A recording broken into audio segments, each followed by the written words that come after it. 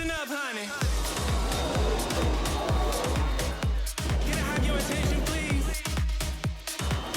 So the Team Mobile United States Sail Grand Prix Chicago at Navy Pier is coming to an end. As you can see behind me, we're in pack-down mode before we head on to Plymouth. We'll come to that, but before we go, let's see what happened in this weekend's racing. Oh, look at the Americans! Top speed, 83 kilometers an hour. The two-time defending champions make it 2 in a row. I'm just outside the Swiss tent, and unfortunately for them, they're the ones that have taken the wooden spoon this weekend. But I kind of expected that. We've got to remember they're a new team and probably the most inexperienced afterguard. And what I mean by that is the 3 guys at the back, they're really controlling that F50. They're really new to this. So they can do as much foiling on other boats as they want, but really it's time on the F50. I think that's going to help them. And sadly, we're going to just have to wait a little bit longer for Stu to ring that bell if he gets a win. Now, just behind me is 8th on the leaderboard, and that is the Spanish SailGP team. Now, they were performing quite well in Season 2, but they've got a new Spanish driver on board. So it, once again, is a new team. They've got to take a little bit of time to get up to speed. There's definitely no shortage of talent on this team. These guys have sailed together for ages. So I know they're a little bit disappointed, but I think once they warm up, they'll also be a team to contend with. But as they wheel past, we might see actually, he's the man of the moment, Jordy. Hey, how you going? How was your weekend in Chicago? Yeah, very nice, very nice. No, it's been great. We're happy. Obviously, a lot of learns, which is very important. And yeah, ready to go with SailGP to Europe. Very looking forward to the European time. Are you feeling like you're getting the groove of driving an F50 around a race truck with it? Of course. Today with the 29 meters wing was the first time, so a lot to learn. But yeah, also enjoying the moment. And yeah, we're happy. I think it's coming for us. Okay, well you must have a busy night, so I'll leave you to it, but thanks heaps. All right, let's see who is next on the leaderboard. Yeah, catamarans. Currently in 7th in the leaderboard is the France SailGP team. Now, it was a bit of an up and down event for them in my opinion, but it was awesome to see that race win in the first race of the second day of racing. Allez les bleus. What a performance by the French. Great work. But I want to go in and show you guys how they actually pack down the boats and fit them in the containers. They're 50 foot long, but the containers are 40 foot, so let's go do some maths. So as you can see here, the boat is missing a bow, and that's because they need to cut off a certain part of the hull to be able to fit them in the containers. So these bolt on, so every event when they arrive, they've got to put a whole bunch of bolts to put this together. And I've actually done this myself. You've got to climb in the top of the hull, you've got to crawl in here, and you've got to use a ratchet spanner to do all of them up. So big responsibility, making sure you keep the bow on the front of the boat. I feel like the smallest person probably gets this job, or if you did something silly, maybe it's like you got to draw the shortest straw to be able to get sent into the hull. How cool was it to get a race win for your team? Super nice, super happy for all the team because they are working hard for a while now, so everyone is super happy, good team spirit in both, so super nice. It looked like you guys were able to manage those foiling maneuvers with the big wing. Was there any tricks to it? I think we get really focused before the race on it because we didn't sail so much with this tall wing, so yes, we were really focused about the settings before the first race, and then I think we just keep on what we know, and it was a great result at the end. Well, next up is like the European leg of SailGP. Are you looking forward to being a little bit closer to home? Yeah, I think it's going to be a great event, and we have some debriefing to do after this event to come back even stronger next time. Oh, well, good luck, and hopefully we can keep up that good form. Yeah. Thank you. So I was wrong. Actually, USA is in 7th and France is in 6th. They are tied on points though, so, it's just numbers. But it is quite disappointing. These guys are the home team and they just had an absolutely awful event. So really disappointing for them, but the crowds did still turn up and were cheering them on despite the, poor results. But they are trying a few different things. They're trying to develop a lot of sailors, develop their B squad as well. So disappointing, but we might go see if we can chat to them and see what were the biggest challenges for this weekend for them. Let's go. Do you mind if I just ask you 1 or 2 questions? Okay, 2. Yeah, 2, all right. I just want to know, all the flight controllers look like they were struggling this weekend. Was it really tough for you? Yeah, it was extremely difficult. I think the sea state, even though we were protected with the break wall, we had parts of the break wall that stopped. And I think a lot of the fetch from a lot of the lake created a lot of weird waves for sure. And it wasn't necessarily the size of the waves, but it was the unnatural cadence to them that really made it hard to predict. Disappointing weekend, but it must have been pretty cool to see all those crowds lined up on Navy Pier just cheering you guys. Yeah, it was pretty awesome seeing the crowd. You know, it's always really cool to see them and hear them cheering us on. And even though we didn't do as best we could, like, still great to have them out there. It's only your second event. What's your main learning coming away from this weekend? My main learning is, you know, you win as a team and lose as a team, really. And no matter what, it's a team effort, you know, from the bottom up. So looking forward to the next event is to continue to learn as a team and push really hard and see where we get to. But there's plenty of talent in this team, and we're looking forward to the next event. Thank you so much. Yeah, thanks. So we're coming to the boat that is sitting in 5th place, and that is the Danish SailGP team. Now, they're quite impressive. They have improved. They're sort of hanging in there, but I haven't seen them really perform, get on those podium finishes. So I would like to see them step it up a little bit. I think they just need a little bit more aggression, a little bit of excitement at the start. But as you can see, these guys are all packing up. Yeah, they're way ahead to be able to get home early tonight.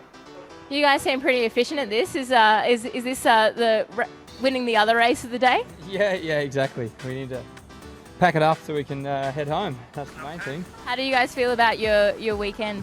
Yeah, it was up and down. It's always a bit disappointing to finish on the low with the last result. In terms of a regatta, it wasn't too bad for us. We finished a bit worse than we kind of hoped, but you know, before the last race of the series, we were in for a fighting chance for the finals. That's what we're after. Oh, well, hopefully we can continue the momentum and keep moving up. Yeah, exactly. Yeah, keep pushing. And race number 1 of the T-Mobile United States Sail Grand Prix Chicago at Navy Pier goes the way of New Zealand SailGP.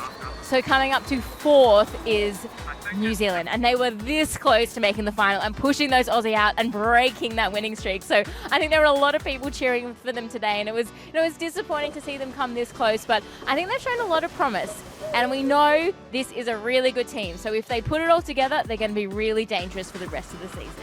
So I can see that they're having a debrief. So we won't be able to catch any of the sailors because they are taking this super seriously. They always want to improve. And I know they're really frustrated with the result, but I think there's a lot of promise in this team. So we won't be able to speak to them, but let's have a little bit of a sneak peek of what a serious debrief looks like. What do you think the New Zealand team are discussing? Leave us a comment down here on what you think they might be able to improve on before the next event. So the next team on the leaderboard is the Great British SailGP team. Now they're actually tied on points with the next team we're going to be talking about. So the racing is super, super close, even in the event leaderboard. So these guys, they are very, very consistent. And we did hear Ben Ainsley say that this is a fleet race, this is a long game, it's about consistency. So we don't see any fireworks from him. He's just chipping away because he knows there's just one race that you need to win in SailGP. Just remember, the next event is at home for the British team, and Ben missed their home event last year, so I'm sure he is dying to break that winning streak of the Australians at home. Yeah, buddy. Coming down. Second overall on the event leaderboard is our other new team, which is Canada. So quite a surprise, they've got a 3rd and a 2nd. Now, what is an interesting fact is that the top 3 in Bermuda were the same in Chicago, but what is different is that Phil came 2nd, not 3rd. So I think he's learned from his mistakes. Maybe don't chase the Aussies while they're in front, but also learning from Ben Ainsley that consistency is key. This is a long event and every point counts. I've spotted Phil, so let's see if we can grab him to see how the team is feeling. Are we in here? Oh, I promise this is my last time I'm going to interview this weekend. Today was good, eh? It was all right, eh? Yeah. Yeah, it was good. It was a good fun day. But yeah, sailed well. 2nd place. It's okay, but it's not the best. There's still somewhere to go. Yeah, we've got a little bit to go. We're going to beat the Aussies. 3, 2, yeah. That's a nice progression there you've got going. Well, we'll see. Yeah, that's what Fred reckons. No pressure. He reckons it's a good one, but he knows what's next. We know how hard it is to get the next step, so yeah, we'll be pushing for it. Bring it in, man. Want some? No, I'm fine, but this is a Chicago delicacy, right? Really good, yeah, Giordano's. It's delicious. You sure you don't want to try some? I'm totally fine, but I'll take your word for it. So yeah, thanks. Have you seen the difference between a grinder and a jockey? Same size. Yeah. Oh. I have a test for you, okay? Okay. So 2 people in my team has said my locker stinks. Can you open it up and tell me, does it stink in there? I can't smell it. I'll hold the mic. I can't smell it. Just give it a sniff. No. Okay. Clearly, it's the aircon. It's blocked my nose. Is there a rashie in there? No. Or like a t-shirt? Could be a t-shirt. Oh, I've never worn those t-shirts. Look at this one. Bit of Canada. Is that your next press conference shirt? Could be. We met the Canadian beaver. It could be your shoes. Oh. No, they're good. They're like brand new in Chicago. Oh, they're actually fine. They smell like leather. Maybe it's this. Here's my clothes. I wore these this morning. Oh. It's that. It's definitely that. Case closed. Case closed. All right, we're out of here. I'm never doing that again. Yeah. We all know Australia did it again. They won another race. You can probably hear behind me, these guys are celebrating despite they're not getting used to winning. They're definitely enjoying it, and I think that they've got that momentum now. So it'll be really interesting to see if anyone can actually knock them off their perch. But yeah, great to see for the Australian fans. I'm sure they're stoked. But right now I'm next to the dagger foil. So this is what basically flies the boat. One interesting fact is that Jason Woodhouse, their flight controller, is colorblind. He might hate me for telling you that, but as you can see, here's a yellow stripe. You might think this is for the green and gold, but actually it's just so that he can see it a little bit better and make sure that he can get that optimum ride height. Let's wander in and see if we can maybe join in or catch the celebrations. Hello. Congratulations, team. Congratulations. We're just trying to figure out why you guys always win. Is it because you're an awesome team? Yes, 100%. That's it. Case closed. It's not any one member? Not one member. It's everyone here. Everyone behind the scenes. No, we're a very lucky team. So we've seen a lot of other teams packing up, but you guys are just enjoying yourself. Is that tomorrow's job? Yeah, unfortunately, a few of us fly out, and there's like only a very select few which have to do all of the work. I feel bad for those guys, but they're our unsung heroes, the shore team who keep our boat looking amazing every day and keeping it fast for us. Oh, well, we won't interrupt any more celebrations, but enjoy. Look at our wheels. Oh, okay. I'm going to have to hire another container. Come on in and look. So Olivia is the one that does all the magic on shore. She is their PR and marketing manager. It makes Tom look. Oh no, I'm behind the scenes. So we've got here our United States one. We've got cows. Up next, we've got our Denmark Grand Prix, the Australia Grand Prix. We've got here Bermuda. We've got here the overall winning one when we won in season 2. We've got our Great Britain one. We've got our Spain and our latest one, which is our United States Chicago. And we're actually missing one wheel. Ooh, which one is it? Actually, don't tell me. You guys, can you let me know in the comments which wheel you think is missing?